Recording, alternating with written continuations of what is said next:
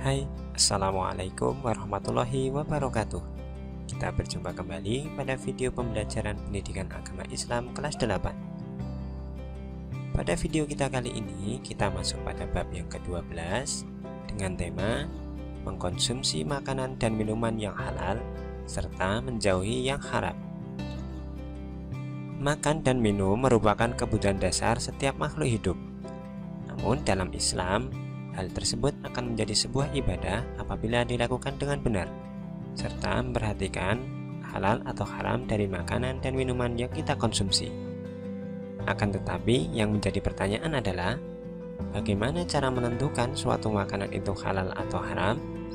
Dan bolehkah kita mengkonsumsi makanan atau minuman haram dalam kondisi tertentu?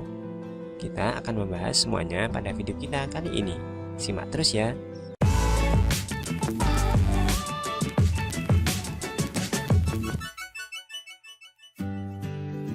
Islam merupakan agama yang sempurna. Semua urusan manusia di dunia ini selalu diatur oleh dalam Islam, bahkan sampai mengatur urusan makanan dan minuman.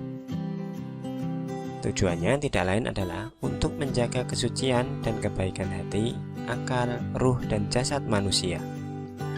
Allah berfirman dalam Quran Surat Al-Ma'idah ayat 88, A'udzubillahi minasyaitonirrajim, wa kulu mimma razaqakumullahu halalan thayyiba wattaqullaha alladzi antum bihi mu'minun, yang artinya, dan makanlah makanan yang halal lagi baik dari apa yang Allah telah rezekikan kepadamu, dan bertakwalah kepada Allah yang kamu beriman kepadanya.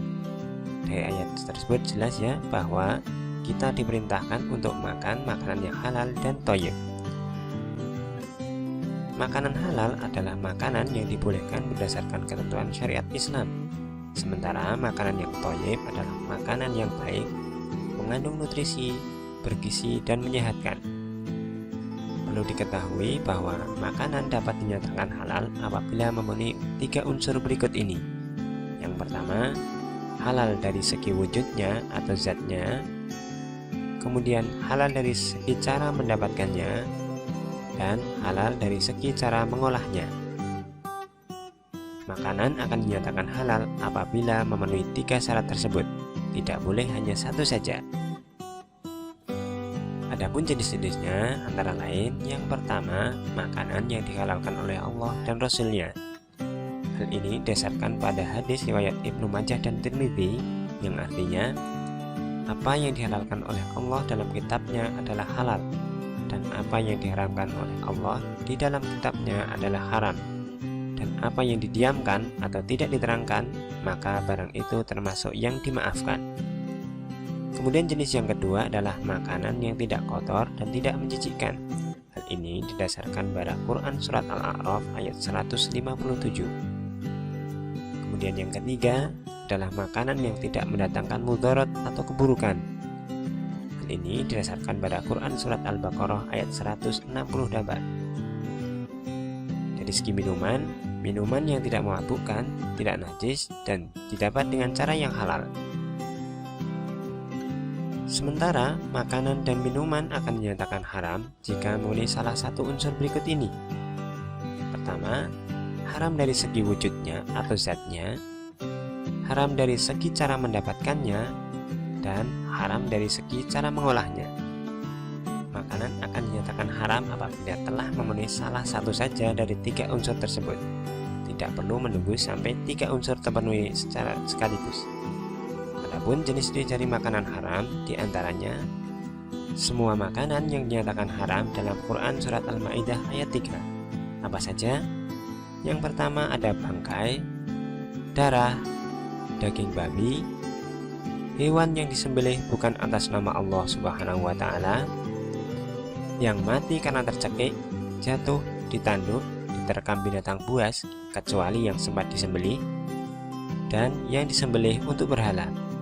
Nah, itulah makanan-makanan yang dinyatakan haram oleh Allah melalui Quran Surat Al-Ma'idah ayat 3. Dari jenis yang lainnya adalah semua makanan yang mendatangkan mudarat, makanan yang kotor dan menjijikkan atau khaba'its, kemudian makanan yang didapat dengan cara yang batil, misalkan dari hasil curian, judi, merampok, menipu, dan lain sebagainya. Sementara itu dari jenis minuman yang haram terdiri dari jenis minuman yang memabukkan. Hal ini didasari pada hadis dari riwayat Abu Dawud dari Ibnu Umar. Ia berkata, Rasulullah Shallallahu Alaihi Wasallam bersabda, setiap sesuatu yang memabukkan adalah khamr, dan setiap yang memabukkan adalah haram. Kemudian yang kedua, minuman dari hal yang najis atau benda terkena najis. Misalkan saja air minum yang tercampur dengan air kencing. Yang ketiga, minuman yang didapat dengan cara yang batil, seperti tadi mencuri, hasil judi, dan lain sebagainya. Yang menjadi pertanyaan adalah, bolehkah kita mengkonsumsi makanan yang haram ketika kondisi tertentu? Misalkan kita sedang tersesat di hutan, atau juga sedang sakit, sehingga kita membutuhkan suatu obat tertentu. Misalkan saja dalam kondisi tersesat di hutan dan kita kehabisan bekal makanan, maka dalil ini dapat kita jadikan sebagai rujukan, yakni dari Quran Surat Al-Baqarah ayat 173, yang artinya, tetapi barang siapa dalam keadaan terpaksa, sedang dia tidak menginginkannya dan tidak pula melampaui batas, maka tidak ada dosa baginya. Yang perlu diperhatikan adalah ketika kita dibolehkan memakan makanan yang haram, itu kondisinya sangat terpaksa dan tidak boleh melampaui batas. Kemudian jika kita sedang sakit dan butuh obat tertentu, dalam kitab Sahih di mana Rasulullah Shallallahu Alaihi Wasallam ditanya mengenai khamar yang digunakan sebagai obat, beliau pun bersabda, khamar hanyalah penyakit, ia bukanlah obat. Ibnu Mas'ud berkata, Allah tidak mungkin menjadikan kesembuhan bagi kalian dari suatu yang haram. Dari hal tersebut jelas bahwa kita ketika membutuhkan suatu obat, kita harus memperhatikan yang namanya kehalalan suatu obat. Kita dapat memperhatikan label halal yang tertera dalam kemasan obat.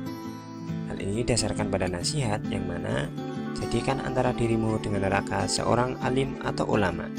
Nah, ketika kita sudah memperhatikan label halal, tentu kita sudah menjadikan atau mengikuti ulama, sehingga insya Allah kita terhindar dari api neraka. Oleh karena itu, yuk mari kita tetap konsumsi makanan yang halal, agar badan kita selalu sehat dan ibadah selalu semangat, serta hindari makanan yang haram, karena tentunya hal itu akan merusak tubuh kita dan Allah pun tidak akan memperkenankan doa-doa kita. Semoga video kali ini memberikan manfaat. Wassalamualaikum warahmatullahi wabarakatuh.